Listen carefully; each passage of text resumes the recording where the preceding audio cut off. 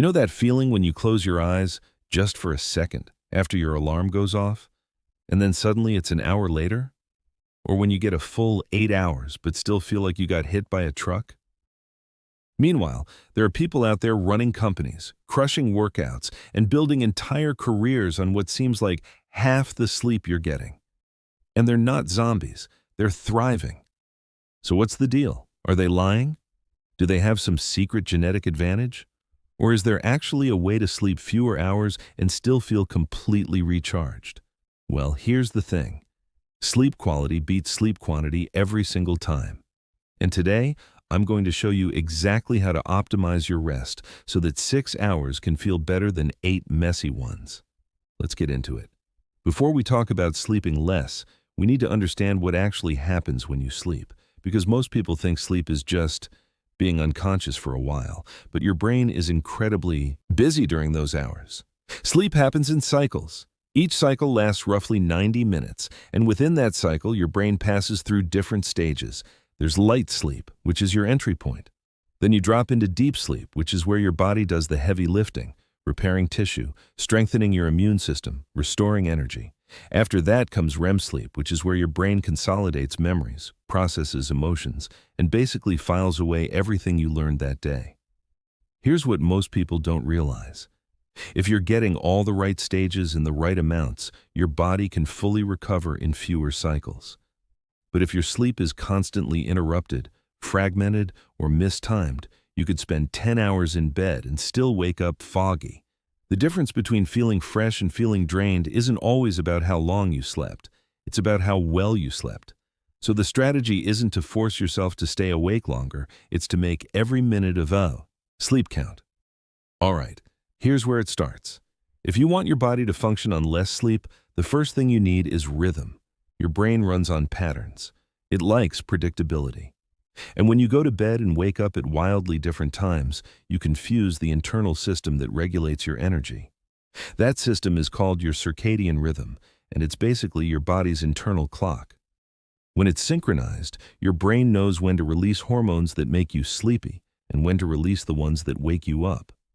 But when you're sleeping at midnight one night and 3 a.m. the next, that clock gets scrambled.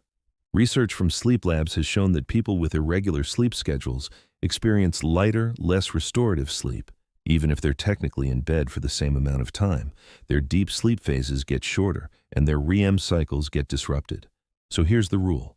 Pick a sleep window and stick to it every single day. Yes, even on weekends.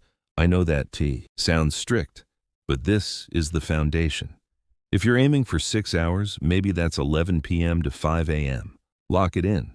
After a week or two, your body will start to expect it, and falling asleep will become automatic. Consistency is the unlock. Now that you understand cycles, here's the practical part. You want to wake up between cycles, not in the middle of one. When you wake up during deep sleep or REM, you feel groggy, disoriented, heavy. That's called sleep inertia. But when you wake up at the end of a cycle, during light sleep, you feel surprisingly alert. So instead of setting your alarm for a random time, plan backwards in 90-minute blocks. Let's say you need to wake up at 6 a.m. Count back in increments. 4:30 a.m. would be 1 cycle, 3 a.m. would be 2, 1:30 a.m. would be 3, and so on. Find the bedtime that gives you a complete number of cycles. For most people, 4 to 5 cycles is the sweet spot. That's 6 to 7.5 hours. Some people can function well on 4 cycles, which is 6 hours flat. The key is experimentation. Try different cycle counts and see what leaves you feeling sharpest in the morning. This simple adjustment can make a massive difference in how you feel when you wake up. Here's where most people sabotage themselves. They expect to go from full throttle productivity straight into deep sleep. That's not how your nervous system works. Your brain needs a transition period. Think of it like cooling down after a workout. You can't just sprint and then immediately sit still. You need a few minutes to bring your heart rate down. Sleep is the same. In the last 60 to 90 minutes before bed, your goal is to shift your body from go mode to rest mode. Here's a simple framework. 3 hours before bed, finish eating. Digestion keeps your core temperature elevated, which interferes with sleep onset. 2 hours before bed, stop doing anything mentally demanding. No deep work, no heated conversations, no scrolling through stressful news. 1 hour before bed, eliminate screens. The blue light from your phone, laptop, or TV suppresses melatonin, the hormone that makes you sleepy. If you absolutely need a screen, use blue light filters or glasses. During that final hour, do something calming. Read a physical book, listen to slow music, stretch gently, write down a few thoughts from the day. This isn't about being lazy, it's about signaling to your brain that it's safe to shut down. When you respect this wind-down window, falling asleep becomes effortless. All right, now let's talk about the other side, waking up. Because how you start your day determines how the rest of your sleep-wake cycle unfolds. The absolute best thing you can do when you wake up is expose yourself to bright light, ideally natural sunlight. Within the first 10 to 15 minutes of waking, get outside or stand by a window. This does two things. It stops melatonin production and triggers the release of cortisol and serotonin, which promote alertness and mood stability. This isn't some wellness trend. It's neuroscience. Light exposure in the morning helps anchor your circadian rhythm, making it easier to fall asleep at night and wake up at the same time the next day. And here's a bonus tip. If you feel sluggish after waking, don't just lie there. Move. Splash cold water on your face, do a few push-ups, take a quick walk. Physical activity raises your heart rate and releases dopamine and norepinephrine, which clear brain fog almost instantly. Within 5 minutes of intentional movement and light exposure, you'll feel a clarity that no amount of extra sleep can give you. Okay, now we're getting into the details that separate good sleep from elite sleep. Caffeine timing. If you drink coffee or tea, cut it off by early afternoon, no later than 2 p.m.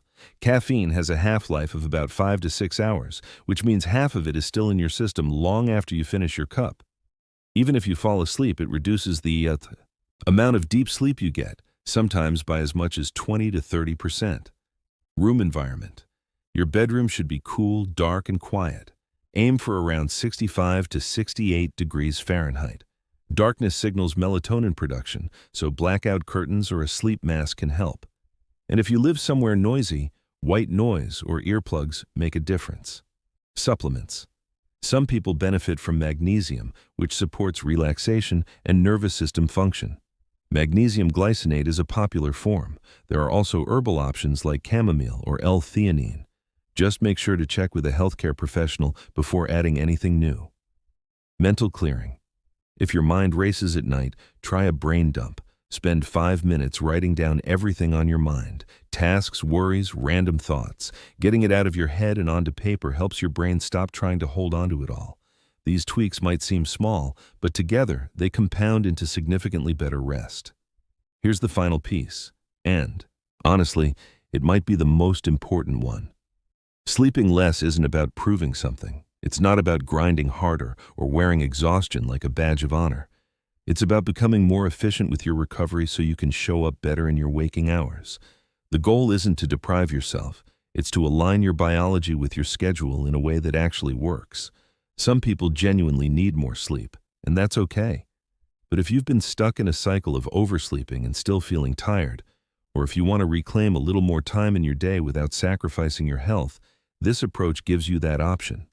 You're not hacking sleep to avoid it, you're optimizing it to respect it. And when you start waking up naturally before your alarm, feeling clear and ready, you'll realize something.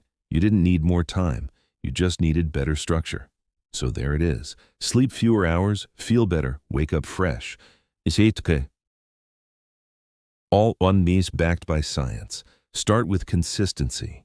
Work with your cycles. Create a wind-down routine. Reset your mornings. Fine-tune the details. And shift your mindset. If this helped, let me know in the comments. And if you want more content on energy, focus, and performance optimization, make sure you're subscribed.